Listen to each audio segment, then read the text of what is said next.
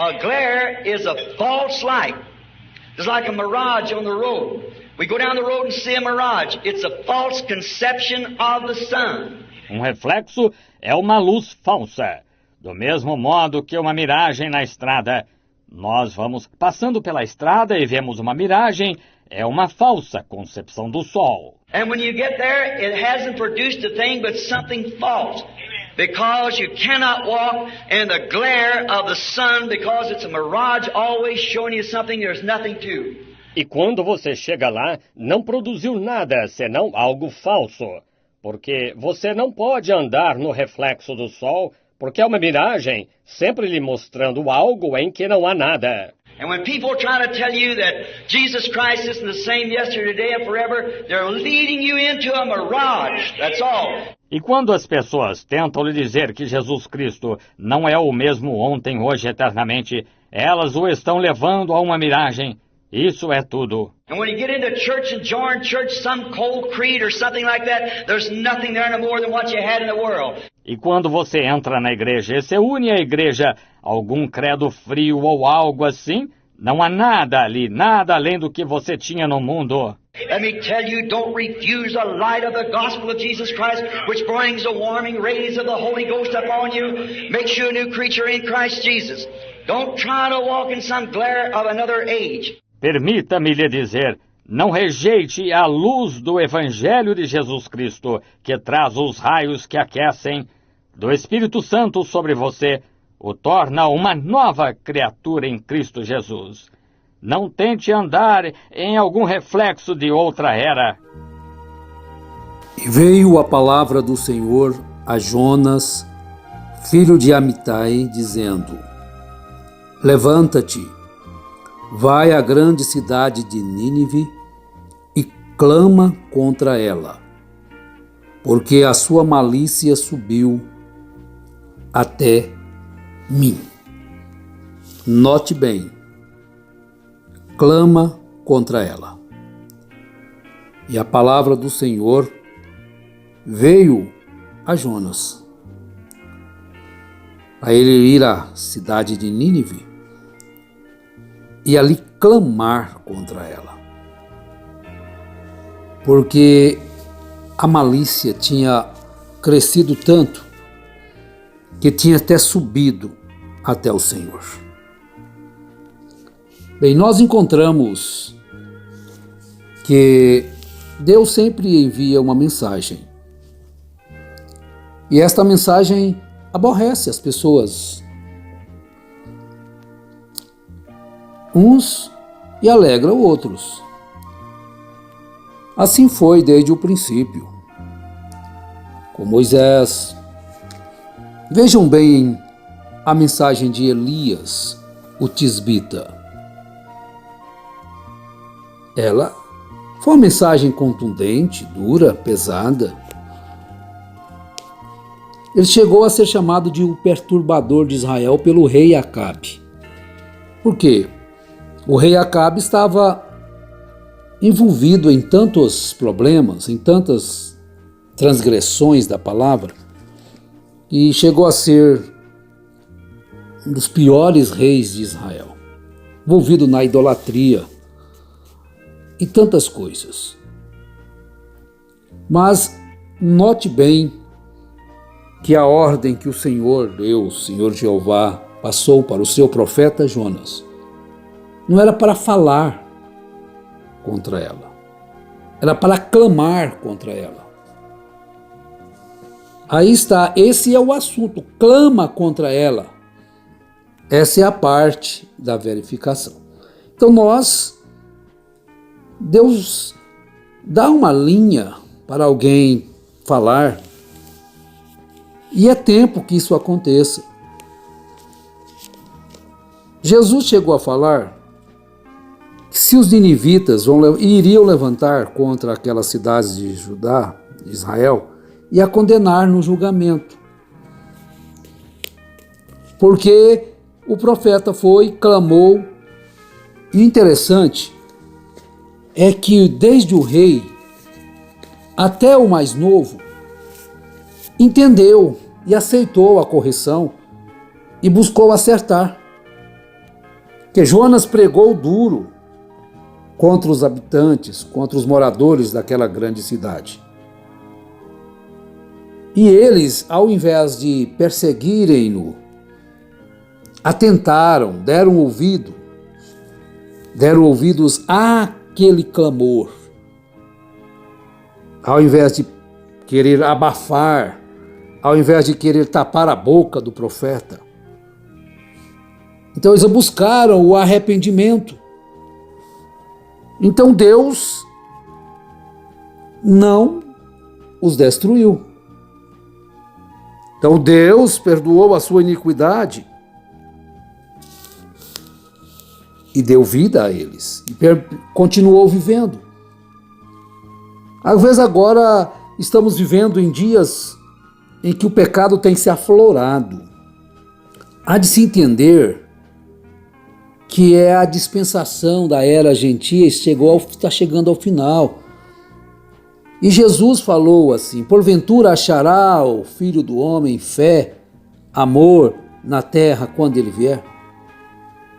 Porque o amor se esfriou, porque o amor se esfriará. E a iniquidade vai esfriar também?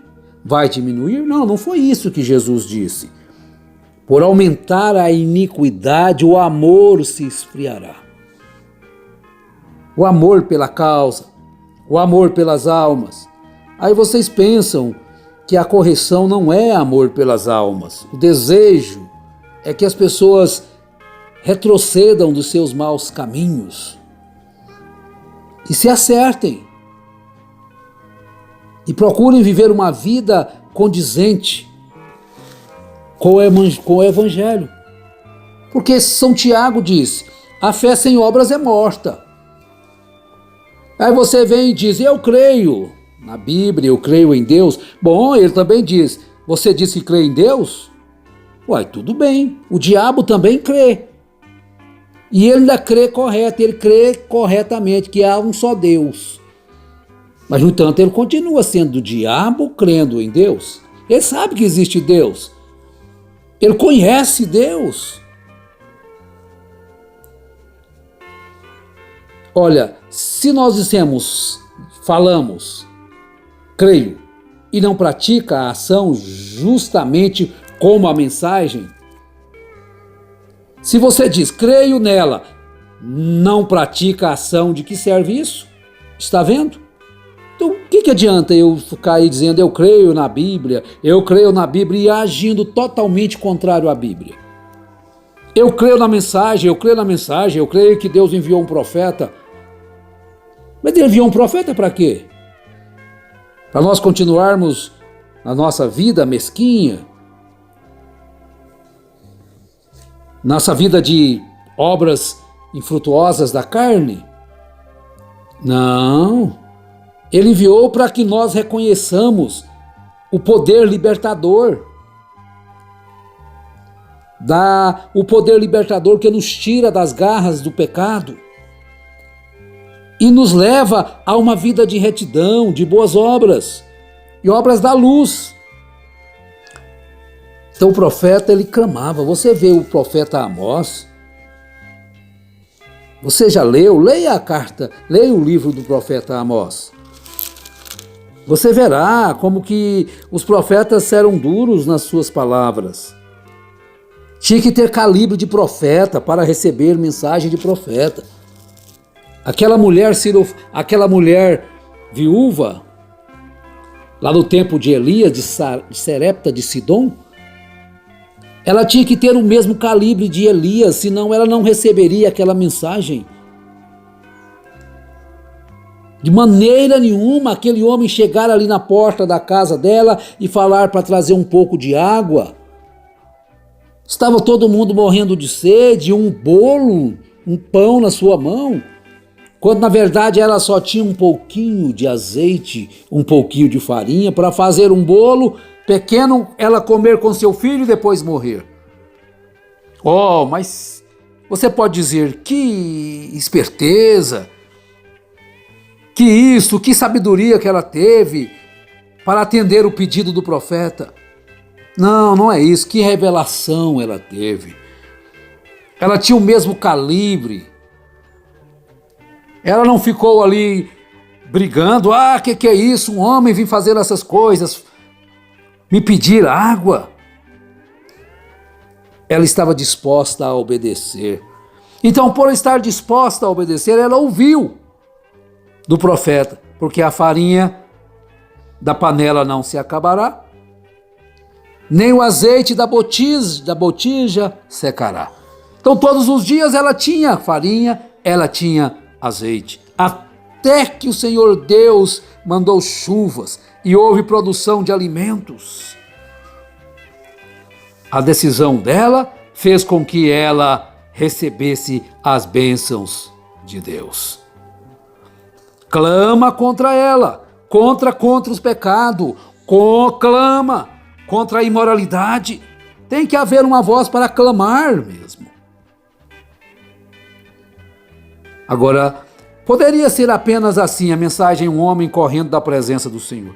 Poderia ser apenas assim, vá lá e diga para aquela gente, ei, eu vim me unir a vocês, sabe, nós temos que fazer isso, fazer aquilo, sabem, creio que direi para vocês o que farei. Tem uma coisinha aqui que creio que pode fazer, unir todos nós e fazer isto, aquilo mais.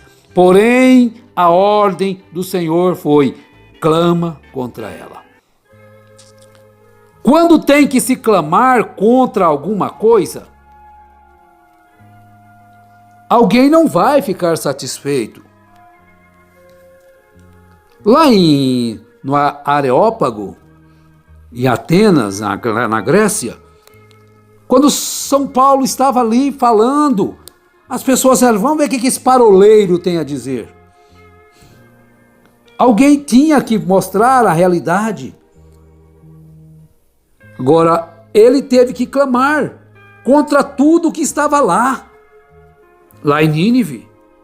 Ele teve que clamar contra a cidade, clamar contra o trabalho deles, clamar contra a igreja deles, clamar contra o sistema idólatra deles, clamar contra os profetas deles, seus pregadores, clamar contra os ministros deles, clamar contra os sacerdotes deles. Ele teve que clamar contra isto, a coisa toda, clama contra isto. Noé, no seu dia, também clamou. Com certeza que clamou contra as igrejas da sua era. Elias era muito impopular em seu dia, porque clamava contra aquela era, certamente que era. Você pode imaginar a perseguição que havia sobre Elias? Porque ele estava clamando. Olha lá a terceira manifestação de Elias, João Batista. Ele não era popular, ele era impopular em sua era. Ele clamava contra a sua era. Ele se colocou diante de um rei, Herodes, que se tinha casado com a esposa do seu irmão. Ele teve que pregar sobre casamento e divórcio certa manhã. Assim que clamou contra isso, ele disse, não é lícito que a tenha. Isso custou-lhe sua cabeça, que foi cortada mais adiante e trazida em um prato. Mas ele clamou e manteve-se em seu posto de dever. Ele poderia, bem, Herodes, eu concordo com você, você é um bom rei, bom, está tudo bem, contanto que você pense que ela é uma boa mulher, que ela esteja sendo boa esposa para você, siga em frente. Mas não foi assim que João atuou. Ele apontou o dedo para Herodes, porque ele era o representante da palavra e a palavra sempre corrige o erro. A palavra de Deus nunca ficará de acordo com o erro. A palavra de Deus sempre estará a favor do errado. Só que as pessoas não entendem. As pessoas não compreendem. E quando se combate o fumo, a pessoa que fuma fica nervoso porque está combatendo. Não é ele. Se você está combatendo a idolatria, você quer salvar o salvar ele daquela perdição. Então se levanta, vamos Vamos fazer uma campanha contra o vícios. Vamos fazer uma campanha contra isto. Mas sempre há um clamor. Não contra o pecador, mas contra o pecado, contra o caminho errado. Então vejam só isso. Jonas pregou duro contra Nínive. E eles, ao invés de perseguirem-no, deram ouvidos e buscaram o arrependimento. Jejuaram, desde o rei até os animais. E Deus não os destruiu. E Deus estendeu a sua graça e perdoou-lhes a maldade. Todos os tempos, Deus levantou um profeta para clamar contra o pecado, contra a injustiça, contra a imoralidade. E Deus nunca deixou de fazer isto por amor aos seus filhos, por amor àqueles que amam a sua palavra. Então tem que haver, meus irmãos, um clamor contra tudo que existe hoje de pecado. Contra o trabalho deles, contra a igreja deles, clamar contra os profetas deles, clamar contra os ministros deles, clamar contra o sacerdote deles, clamar contra isso, a coisa toda clama contra isto. Jesus também fez isto. Jesus fez isso ao entrar no templo. Jesus não era popular, Jesus era impopular. Você pode pensar que Jesus era popular? Não, Jesus era impopular. E você pode pensar, mas Jesus é popular hoje? Não. Esse Jesus aí, que às vezes vocês ouvem aí, que passa a mão na cabeça de todo mundo, esse evangelho aí, de não sofra mais, disso, daquilo, mas Jesus, o evangelho de Jesus é o contrário. Todos aqueles que querem viver piamente sofrerão perseguições. Então que Deus, na sua graça infinita e na sua misericórdia, nos dê graça para prosseguirmos naquilo que o Senhor quer que façamos. Se Deus o chamou e você tem certeza que Deus está na mensagem, não tem nada que vá fazê-lo voltar. Nós vamos prosseguir enquanto Deus permitir.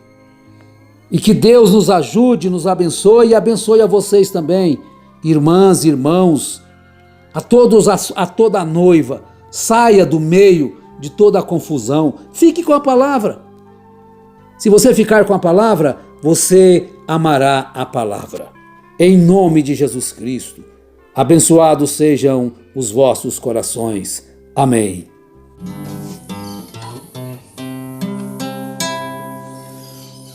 Vinde crentes, entoai louvores a Jesus, e para nossa salvação foi morto numa cruz.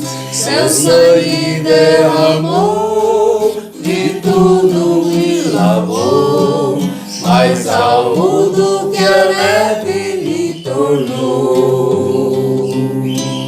O sangue de Jesus me lavou, me lavou.